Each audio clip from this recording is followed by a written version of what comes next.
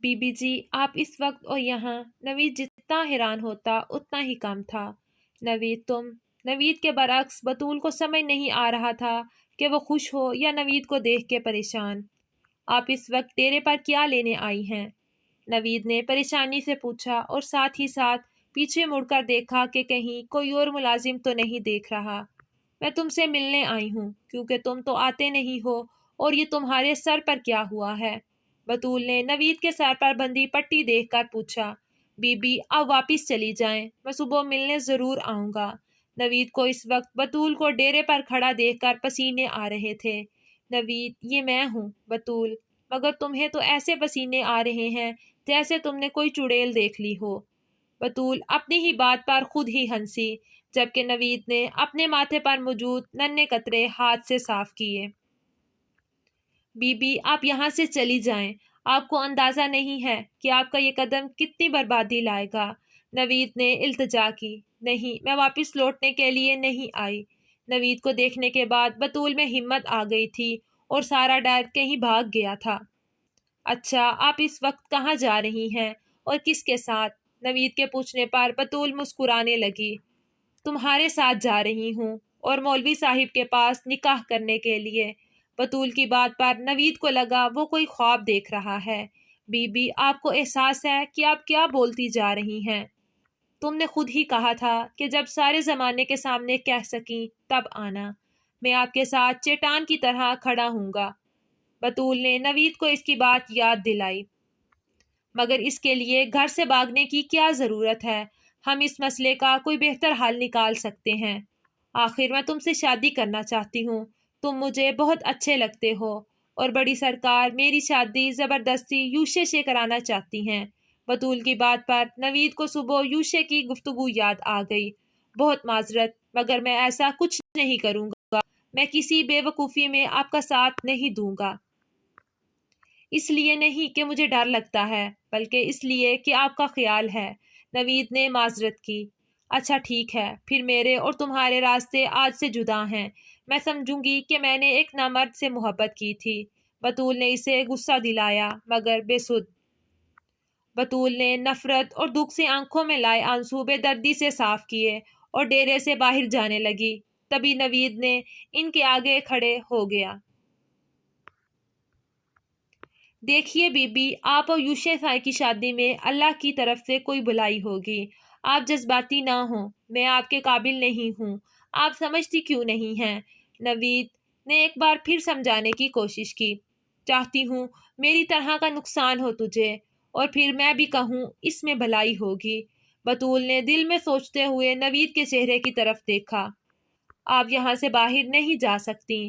میں حویلی کی عزت کو اس طرح برباد ہوتا نہیں دیکھ سکتا۔ بہت معذرت مگر آپ واپس لوٹ جائیں، مجھے سختی پر مجبور مت کریں۔ نوید کا راستہ روکنے پر بطول کو غصہ آ گیا۔ نوید میرے آگے سے ہٹ جاؤ، بطول نے تقریباً چیختے ہوئے کہا۔ تو نوید نے نہ چاہتے ہوئے بھی بطول کے منہ پر اپنا ہاتھ رکھ دیا۔ آپ کیوں اپنا تماشا بنانے پر تلی ہوئی ہیں؟ نوید نے آہستگی سے بطول کے منہ سے ہاتھ اٹھایا اور نظریں جھکا لی۔ میں اس گستاخی پر معذرت خواہ ہوں۔ نوید نے ایک نظر اپنے ہاتھ کی طرف دیکھا۔ اچھا میں کچھ کرتا ہوں، آپ ادھر بیٹھیں۔ نوید نے موبائل پر میسج کرتے ہوئے بطول کو چارپائی پر بیٹھنے کا اشارہ کیا اور ڈیرے میں ادھر ادھر چکر کاٹنے لگا جبکہ بطول ابھی بھی اپنے منہ سے اس کا لمس محسوس کر رہی تھی۔ 5 منٹ بھی نہیں گزرے ہوں گے کہ یوشے سلیپنگ ڈریس پہنے ڈیرے میں داخل ہوا۔ یوں اچانک یوشے کو ڈیرے پر دیکھ کر بطول نے نوید کی طرف دیکھا جو گردن جھکا گیا۔ مطلب صاف تھا کہ یہ کام اس کا ہے۔ چٹاخ! اس سے پہلے کہ یوشے بطول تک پہنچتا بطول نے پوری طاقت سے نوید کے گال پر تھپڑ مارا۔ تھپڑ کی آواز پورے ڈیرے میں گونجی تھی جبکہ یوشے بطول کو اپنے ساتھ گھسیٹتا ہوا حویلی کی جانب لے گیا۔ میں آپ سے بہت شرمندہ ہوں مگر آپ کی بہتری کے لیے یہ بہت ضروری تھا۔ آپ بہت معصوم ہیں اور بے وقوف بھی۔ نوید نے اپنی گال پر ہاتھ رکھتے آسمان کی طرف دیکھا۔ زندگی 2 دلوں کی کہانی ہے اور کبھی کبھی وہ دل کبھی نہیں مل پاتے۔ یوشے نے تقریباً اسے گھسیٹتے ہوئے تہہ خانے میں لا پٹکا۔ دل تو کر رہا ہے 2-3 تھپڑ تمہارے اس منہ پر لگاؤں، مگر تربیت روک دیتی ہے۔ آج یہ حرکت کر کے تم نے بڑی سرکار کی ہر بات پر صحیح ہے کی مہر لگا دی ہے۔ میں اکثر سوچتا تھا کہ وہ خام خواہ تمہارے پیچھے پڑی رہتی ہیں، مگر نہیں، وہ تمہارے ساتھ جو بھی کرتی ہیں بالکل ٹھیک کرتی ہیں۔ تمہارے ساتھ تو اس سے بھی برا سلوک کرنا چاہیے۔ یوشے نے اپنے الجھے بالوں میں ہاتھ پھیرا۔ میں نے کچھ نہیں کیا جو آپ مجھے یوں تانا دے رہے ہیں، بطول نے اٹھتے ہوئے کہا۔ تم نے کچھ نہیں کیا کیونکہ نوید نے تمہیں کچھ نہیں کرنے دیا۔ اگر وہ ڈیوٹی پر نہ ہوتا اور تمہیں کوئی ملازم اور دیکھ لیتا تو تم پھر بھی یہی کہتی کہ تم نے کچھ نہیں کیا؟ یوشے نے اپنے غصے پر قابو پاتے ہوئے پوچھا۔ ابھی تو یہ بات صرف مجھے معلوم ہے، مگر جب صبح سب کو پتہ لگے گا تو سوچو تمہارے ساتھ کیا ہوگا۔ یوشے نے بطول کی خاموشی پر پھر اسے کہا، کیا ہوگا؟ کیا ہوگا؟ یہ جملہ سن سن کر میرا دماغ خراب ہو گیا ہے۔ جو ہوگا دیکھا جائے گا۔ ہونا کیا ہے؟ وہی ہوگا جو ہمیشہ سے ہوتا آیا ہے۔ ان قبروں میں ایک قبر کا اضافہ ہو جائے گا۔ بطول نے تہہ خانے میں موجود قبروں کی طرف اشارہ کرتے ہوئے کہا، یعنی تمہیں اپنے کیے پر نہ کوئی شرمندگی ہے اور نہ ڈر۔ یوشے کو حیرت ہوئی۔ ڈر کیسا؟ روز روز مرنے سے بہتر ہے کہ ایک بار ہی مار دیں۔ یہاں نہ جاؤ، وہاں نہ جاؤ، یہ نہ کرو، وہ نہ کرو، پڑھو مت، ہنسو مت، ہر کام، ہر چیز پر پابندی۔ بطول تو جیسے اپنے حواسوں میں نہیں تھی۔ جب میں نے آرام سے پوچھا تھا کہ کوئی پسند ہے تو بتا دو، تب موت پڑتی تھی بتاتے ہوئے، اور اگر کوئی پسند نہیں تو پھر یوں بھاگنے کی کیا ضرورت تھی؟ میں اندھا، گونگا، بہرا، لنگڑا ہوں، کیا خرابی ہے مجھ میں جو تم نے مجھے ریجیکٹ کیا ہے؟ میرا دل اس وقت اپنی ذات کی بے عزتی پر تمہارا منہ لال کرنے کو کر رہا ہے۔ کتنی بات بتاؤں، مجھے کسی سے محبت نہیں ہے۔ کچھ دیر پہلے نوید کی حرکت یاد کرتی وہ چلائی، جب کوئی لڑکی شادی سے انکار کرتی ہے تو لوگ خود ہی فرض کر لیتے ہیں کہ اس کا کسی کے ساتھ چکر ہوگا، تبھی انکار کیا۔ بطول کی بات پر یوشے نے ہنکار بھری۔ بس کرو یہ ڈرامہ، میں کوئی بچہ نہیں ہوں۔ اب تم اپنی خیر مناؤ۔ جب تک بڑی سرکار جاگ نہیں جاتی تم یہاں رہنا ہوگا۔ وہ فیصلہ کریں گی کہ کیا کرنا ہے۔ یوشے کہتا ہوا تہہ خانے کی سیڑھیاں چڑھنے لگا۔ نہیں پلیز، مجھے یہاں نہیں رہنا، مجھے ڈر لگتا ہے۔ وسیع و عریض تہہ خانے میں خاموشی، تنہائی اور قبریں، بطول کو اپنا دم گھٹتا ہوا محسوس ہوا۔ ٹھیک ہے، میں تمہیں یہاں سے باہر نکال دیتا ہوں اور کسی کو کچھ بھی نہیں بتاؤں گا، مگر یوشے واپس اترتے ہوئے کہنے لگا۔ مگر بطول کو عجیب سا احساس ہوا۔ مگر تمہیں میرا ایک کام کرنا ہوگا، وہ بھی پوری رازداری کے ساتھ، یوشے نے کہتے ہوئے قدم بطول کی طرف بڑھائے، جبکہ اس نے پیچھے موجود دیوار کی طرف دیکھا۔ مہم اور حرم دونوں کیفیٹیریا کی سیڑھیوں پر بیٹھی چائے پی رہی تھی جب دور سے آکاشا نظر آیا۔ چلو حرم، اندر کیفے میں چلتے ہیں۔ مہم نے حرم کا ہاتھ پکڑا۔ یہ اچانک تمہیں کیا ہو جاتا ہے؟ ابھی تو تم نے خود ہی کہا تھا کہ باہر بیٹھ کر چائے پیتے ہیں اور برستی بارش کے مزے لیتے ہیں، پھر اب؟ حرم منہ بناتی کھڑی ہو گئی۔ دل تو میرا ابھی بھی یہی کر رہا ہے، مگر وہ مصیبت آ گئی ہے۔ مہم کی بات پر پہلے حرم حیران ہوئی اور پھر ہنسنے لگی۔ تم تو آکاشا جیسی باتیں کرنے لگی ہو۔ حرم کے الفاظ ابھی منہ میں ہی تھے کہ آکاشا قریب آ کر کھڑا ہو گیا۔ لو جی، ابھی شیطان کو یاد کیا ہی تھا کہ وہ حاضر ہو گیا۔ حرم کی بات پر آکاشا کا چلتا منہ بند ہوا۔ ایسا نہیں بولتے، بری بات ہے۔ یوں کہتے ہیں کہ ابھی ڈھونڈ ہی رہی تھی تمہیں، یہ نظر تمہاری ہمیں آ گئی اچانک۔ بڑی عمر ہے تمہاری۔ آکاشا شرارتی سا مسکرا کر مہم کو دیکھنے لگا۔ خبردار، مجھ سے بات بھی مت کرنا۔ تم جب بھی مجھ سے بات کرتے ہو میں کسی نہ کسی مصیبت میں پھنس جاتی ہوں۔ اس سے پہلے کہ آکاشا مہم کو کچھ کہتا وہ بول پڑی۔ ارے یہ اپنی مہم ہی ہے، یہ تو بڑی سمجھدار ہو گئی ہے۔ اب اس کے لیے رشتہ تلاش کرتے ہیں۔ بچیاں جب سمجھدار ہو جائیں تو ان کی فوراً شادی کر دینی چاہیے۔ آکاشا نے بڑی عورتوں کی طرح ایک ہاتھ کمر پر جبکہ دوسرا اپنی گال پر رکھتے ہوئے کہا۔ بکواس بند کرو، تمہیں کرنے کے لیے کوئی کام نہیں ہے۔ مہم نے اپنے ہاتھ میں پکڑی فائل زور سے اسے ماری۔ یہ کام ہی کر رہا ہوں، اپنا بازو سہلاتے ہوئے جواب دیا۔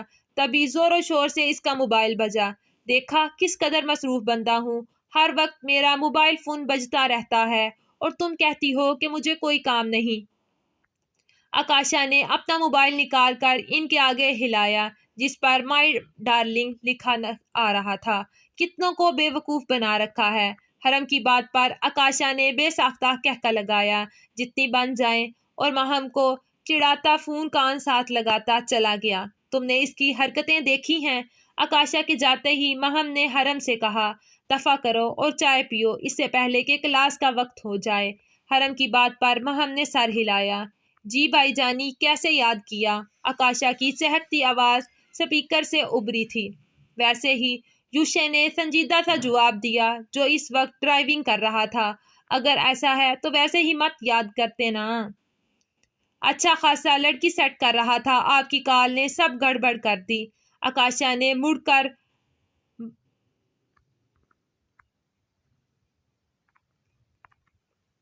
ماہ حرم کو دیکھا جو اب کیفے کے اندر جا رہی تھی۔ میں نے کیسے سیکنڈنگ خراب کر دی؟ یوشے حیران ہوا۔ آپ کا نمبر مائی ڈارلنگ کے نام سے سیو ہے نا؟ آکاشا نے منہ بنایا جبکہ یوشے نے کہکا لگایا۔ تم بھی کمال کی چیز ہو، غلطی اپنی ہوتی ہے، الزام دوسرے کو دیتے ہو، اور یہ وہی لائبریری والی لڑکی ہوگی؟ یوشے نے پوچھا۔ موڈ اب پہلے سے کافی خوشگوار ہو گیا تھا۔ جی بالکل وہی محترمہ ماہم بی بی، آکاشا نے تصدیق کی۔ تمہیں اس سے محبت وغیرہ؟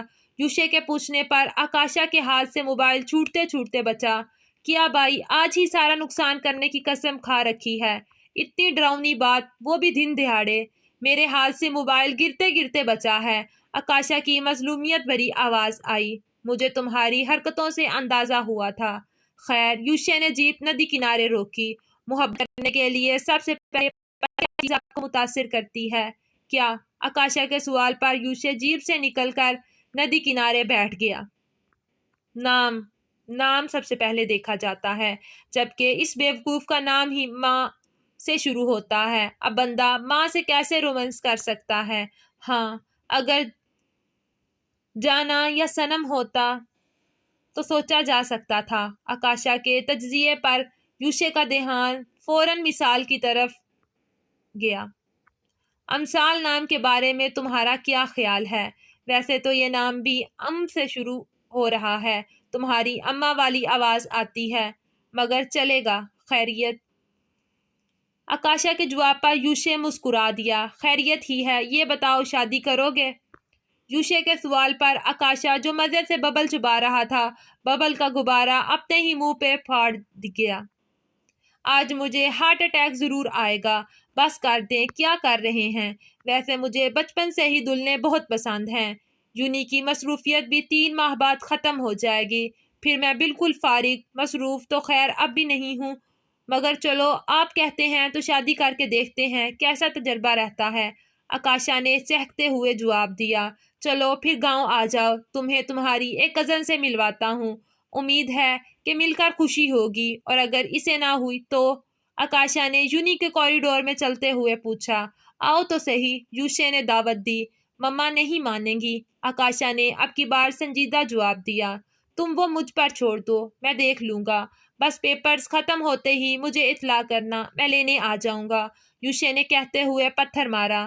بھائی ایسی باتیں میرے ساتھ مت کیا کریں، مجھے کچھ ہوتا ہے، ایسا لگتا ہے جیسے میری نئی شادی ہوئی ہے، اور میاں مجھے باہر بلا رہا ہو کہ میں ایئرپورٹ سے تمہیں لے لوں گا، پریشان مت ہونا۔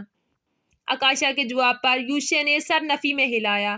تمہارا کچھ نہیں ہو سکتا، اچھے خاصے جملے کا بیڑا غرق کر دیا ہے، بس مما کی طرح آپ نے بھی ہار مان لی ہے اور مجھے لا علاج قرار دیا ہے۔ آکاشا چہکا۔ چلو ملتے ہیں، پھر بات کریں گے، یوشے کہتا ہوا پتھر سے اٹھ کر اپنے کپڑے جھاڑنے لگا۔ اس سے پہلے کہ وہ اپنی جیپ تک پہنچتا، اسے کچھ دور امثال بیٹھی ہوئی نظر آئی۔ امثال جو اپنے دھیان میں بیٹھی کنکر پھینک رہی تھی، آہٹ پر چونکی۔ آپ شناسائی کی رمق ابھر کر معدوم ہو گئی۔ اس میں اتنی بھی حیران ہونے والی بات نہیں جتنا تم ہو رہی ہو۔ اس کے قریب تھوڑے فاصلے پر بیٹھتے ہوئے یوشے نے کہا۔ ویسے آپ یہاں کیا کر رہے ہیں؟ امثال نے پوچھا۔ اور اگر یہی سوال میں کروں تو؟ یوشے نے اس کی طرف دیکھتے ہوئے ایک کنکر اٹھا کر ندی میں پھینکا۔ تو میں جواب دے دوں گی، بھلا اس میں چھپانے والی کیا بات ہے؟ امثال نے کاندھے اچکائے۔ اچھا تو بتاؤ، تم یہاں ندی میں کنکر پھینکنے کے علاوہ کیا کر رہی ہو؟ میں لکڑیاں چننے آئی تھی، تھک گئی تھی تو کچھ دیر پہلے یہاں بیٹھ گئی۔ امثال کی سادگی اسے اچھی لگی۔ مجھے تمہاری فیملی کا سن کر دکھ ہوا۔ یوشے کو خود بھی سمجھ نہیں آئی کہ اس نے یہ بات کیوں کہی۔ ایسی باتوں پر ایک رحم دل انسان کو افسوس ہی ہوتا ہے۔ امثال کے جواب پر یوشے چونکا۔ رحم دل؟ یہ رحم دل مجھے کہا ہے؟ یوشے نے اپنے سینے پر انگلی رکھی۔ نہیں، اپنے ابا کو۔ امثال نے منہ بنایا، جبکہ یوشے اس کے یوں روٹھنے پر اسے دیکھنے لگا۔ اچھا، ایک بات بتاؤ، یہ گھر سے بھاگی ہوئی لڑکی کے ساتھ کیسا سلوک کرنا چاہیے؟ یوشے کے سوال پر امثال نے اسے گھور کر دیکھا۔ یہ سوال مجھ سے پوچھا ہے؟ امثال نے یوشے کی نقل اتارتے ہوئے اپنے سینے پر ہاتھ رکھا۔ نہیں، اپنی اماں سے۔ یوشے نے بھی اس کی نقل اتاری، جس پر دونوں ہنسنے لگے۔ بڑے دنوں بعد نظر آئی ہو، کہاں تھی؟ اب وہ دونوں بہت دوستانہ ماحول میں گفتگو کر رہے تھے۔ مجھے بچھو نے کاٹ لیا تھا، بہت تیز بخار ہو گیا تھا۔ امثال کی بات پر یوشے نے سر ہلایا۔ میں تمہارے گھر آیا تھا، خاصی گندی جگہ پر ہے۔ یوشے نے منہ بناتے ہوئے ایک کنکر ندی میں پھینکا۔ اتنی گندی جگہ نہیں جتنی گندی جگہ آپ نے شکل بنائی ہے۔ امثال کی بات پر یوشے کا منہ کھل گیا۔ اسے امثال سے ایسی امید نہ تھی۔ تم جانتی ہو کہ میں کون ہوں؟ یوشے نے رعب سے پوچھا۔ یوشے حیدر افندی، بڑی سرکار کے پوتے۔ امثال کا اطمینان بڑا لہجہ یوشے کے لیے حیران کن تھا۔ یعنی تم شروع سے ہی میرے بارے میں جانتی ہو؟ امیزنگ، اور مجھے پتہ ہی نہیں چلا۔ یوشے نے اپنے اوپر افسوس کیا۔ ابا نے بتایا تھا آپ کے بارے میں کہ آپ حویلی والے۔ ابھی امثال نے اتنا ہی بتایا تھا کہ اسے اندازہ ہوا کہ ساری بات بتانے والی نہیں ہے۔ حویلی والے؟ یوشے نے امثال کو اچانک چپ ہوتا دیکھ کر پکارا۔ یہی کہ حوالی والے بہت اچھے ہیں۔ امثال نے زبردستی مسکراتے ہوئے جملہ پورا کیا اور اٹھ کھڑی ہوئی۔ سنو، کیا تم روز یہاں آتی ہو؟ یوشے کے پوچھنے پر امثال نے اسے مڑ کر دیکھا۔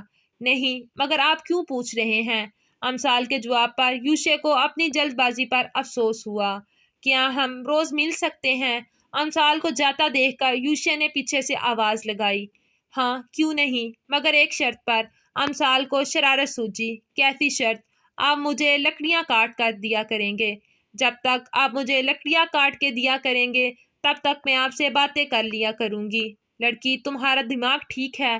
اگر تم یہ بات پہلے کہتی تو میں سمجھتا کہ شاید تم مجھے جانتی نہیں ہو، اسی لیے کہہ رہی ہو، مگر تم میرے بارے میں سب جانتے ہوئے بھی ایسا کہہ رہی ہو۔ مجھے حیرت ہے۔ میرے آگے 200 نوکر اور کئی کتے کام کرتے ہیں، سمجھی؟ یوشے کو شدید غصہ آیا۔ تو پھر روز ان سے ہی مل کر بات کر لیا کریں۔ آئندہ مجھے ایسی بےہودہ آفر مارنے کی ضرورت نہیں۔ غریب ہوں مگر بے غیرت نہیں، امثال کہتی ہوئی پلٹ گئی، جبکہ یوشے اپنی اور اس کی بات کا موازنہ کرنے لگا۔ کون غلط تھا اور کہاں؟ سارا دن گزر گیا اور آج تم نے باہر قدم نہیں رکھا۔ پتہ تمہارے چچا کتنے پریشان ہو رہے تھے۔ راشدہ بیگم نے بطول کے کمرے میں آتے ہی اس کی حالت سے بے خبر بولنا شروع کیا، مگر جیسے ہی نظر اس کے چہرے پر پڑی ایک دم ان کی زبان کو بریک لگی۔ تمہیں تو بہت تیز بخار ہو رہا ہے۔ انہوں نے بطول کو چھوا تو حرارت کا احساس ہوا۔ کل پھر کھڑکی کھول کر سو گئی تھی۔ لاپرواہی کی بھی حد ہوتی ہے۔ راشدہ بیگم نے اٹھ کر کمرے کی کھڑکیوں کو چیک کیا جو خلاف معمول بند تھی۔ مجھے سمجھ نہیں آتا میں اکیلی سب کچھ کیسے کروں گی۔ شادی میں دن ہی تھوڑے سے رہ گئے ہیں۔ سوچا تھا آج تمہیں ساتھ لے کر شہر جاؤں گی اور تمہاری پسند کے کپڑے تمہیں لے دوں گی۔ آخر کو تم نے پہننے ہیں، میں نے تھوڑی۔ راشدہ بیگم کی بات پر بطول کی آنکھیں گیلی ہونے لگی، مگر وہ خاموش رہی۔ مجھے اتنی خوشی ہے کہ تم میری بہو بن رہی ہو۔ میرا ایک ہی بیٹا ہے۔ اگر کوئی تیز ترار سی شہر کی پڑھی لکھی لڑکی آ جاتی تو میرا کیا ہوتا؟ لیکن شکر ہے کہ میرا یوشے نے تم سے شادی پر کوئی اعتراض نہیں کیا۔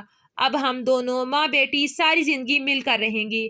راشدہ بیگم نے بطول کا ماتھا چوما۔ اپنی خوشی میں انہیں محسوس نہیں ہوا کہ بطول نے آج ایک بھی لفظ ان کی باتوں کے جواب میں نہیں بولا ہے، میں تمہارے لیے کچھ کھانے کو لے کر آتی ہوں۔ بتاؤ کچھ میٹھا بنا دوں یا مرچ مسالے والا؟ ویسے بیماری میں تو چٹپٹا ہی کھانا اچھا لگتا ہے۔ چچی اگر میں آپ سے یہ کہوں کہ مجھے یہ شادی نہیں کرنی تو؟ بہت ہمت کر کے بطول نے گویا راشدہ بیگم کے سر پر بم پھوڑا۔ یہ کیا بات ہوئی؟ راشدہ بیگم نے پوچھا۔ میں یوشا سے شادی نہیں کرنا چاہتی۔ وجہ یہ نہیں کہ مجھے یوشا سے مسئلہ ہے، وجہ کچھ اور ہے۔ اگر آپ وعدہ کریں کہ کسی سے ذکر نہیں کریں گی تو میں آپ کو بتانا چاہتی ہوں۔ بطول نے ایک دم حیران پریشان سی راشدہ بیگم کے ہاتھ کو اپنے حرارت والے ہاتھ میں لیا۔ یہ تم کیا بول رہی ہو؟ اگر کسی نے سن لیا تو؟ راشدہ بیگم پریشان سی ہو گئی۔ آپ ایک دفعہ میری بات سن لیں، پھر جو آپ کہیں گی میں وہی کروں گی۔ بطول کے منت بڑے لہجے پر راشدہ بیگم نرم پڑ گئیں۔ نوید کی طبیعت آج صبح سے ہی بہت بوجھل تھی اور احساس جرم سکون نہیں لینے دے رہا تھا۔